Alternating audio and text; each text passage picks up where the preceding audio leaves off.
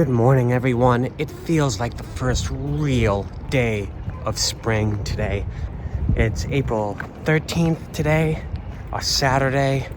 I can hear the birds chirping, there's water flowing, no fish jumping yet.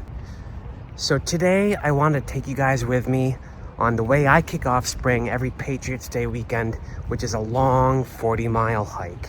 The first 8 miles of which are along the beautiful Charles River. This stretch of the Charles River from Watertown out to Waltham is really where the Industrial Revolution started. There were mills here as early as 1630, 200 years before we think of the Industrial Revolution. And eventually, this whole river was lined with mills. There's ruins of them everywhere. There's a great museum right up here in Waltham called the Charles River Museum of Industry. So I thought I'd go inside and check it out. This was the Boston Manufacturing Company, this building right here, built in 1813.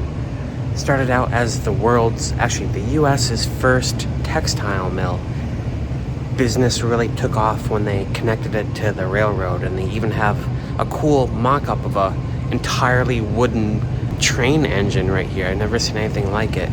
Check this out. That is some old school steam-powered train engines here. Yeah, you have to keep in mind that the train station goes right outside that window, goes right by the factory.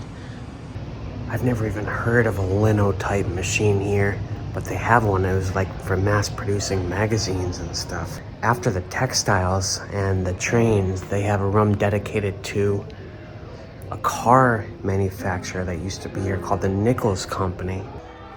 And the Singer Manufacturing Company also moved to Boston. Well, I guess started in Boston. Lots of industrial steampunk type stuff here if you're into that.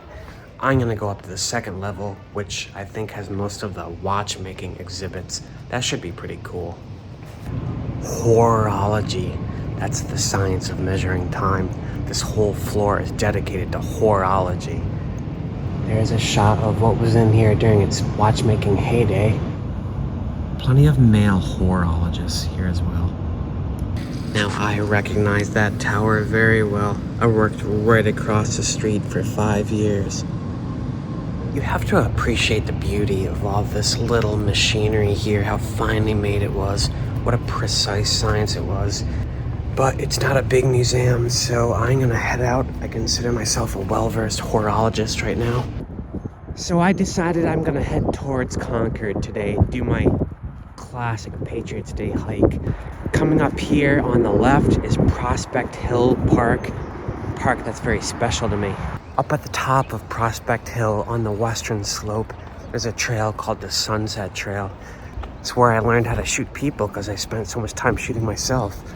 It's also how I learned to shoot sunsets. There was basically like a Home Depot there. I got the sunset over. Not the best view in the world, but really, really peaceful and cool and kind of all my own space. Maybe I can dig up some of those photos, but for now, I'm gonna evacuate the park because I want to make it to Concord today. Up here on the right-hand side, I'm gonna bail out into that parking lot there. Cambridge Reservoir right here by Route 128. Lincoln is very rural. I've done this trail before in a video. This goes right past the DeCordova Sculpture Museum. Here we are at the DeCordova. May as well walk the grounds a little bit. Yeah, it's a perfect day for a walk through a sculpture garden, and there's a really quirky looking new one I haven't seen yet up ahead. Even the brickwork is laid crooked. I mean, they definitely put some engineering into it. DeCordova Ball by Lars Fisk. I like it.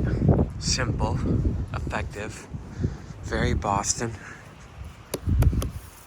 This path is called Waleska's Way, overlooking this beautiful lake right here. I want to move on though. It's already 2:30 in the afternoon. I don't think I'm going to stop at the Gropius house this time. I think I'm going to make a beeline for Walden Pond. The Walden woods are so open this time of year. Here you can kind of see through the trees. No leaves out yet. Just some pine saplings coming through. And here we go. We pop out right here. That is Walden Pond right across the street. Walden Pond is called a kettle pond. It's basically just a basin. It gets its water from the rain, from a spring up through underneath. There's no brooks that go in, no brooks that come out. But across the street over here, they have a high-fidelity mock-up of Thoreau's cabin. This is luxury to me after living in a van. I love this. And actually, Thoreau only lived here for 2 years. I think he could just bear one and a half winters, and then he booked. I'm kind of feeling the same way about living in a van. Seriously, how cozy is this setup right here? I got really into Thoreau about 10 years ago. Once I got into photography, started hiking out here just for fun. Read Walden. It really inspired me a lot.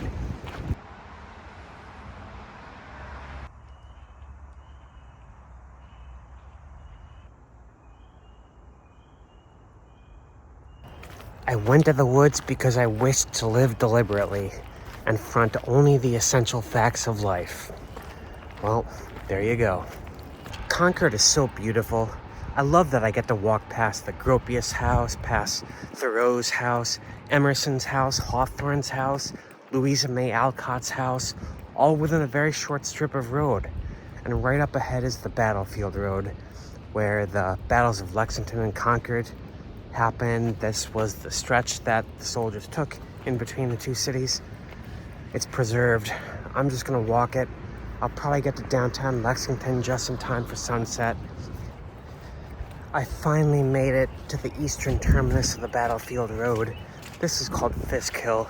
I made it just in time for the sunset. I'm gonna try to set up my tripod and shoot some of that. I love Fisk Hill. It's like coming to the beach. The traffic sounds like waves. The wind sounds like the ocean. The crickets sound like a symphony of bells. It's just so serene.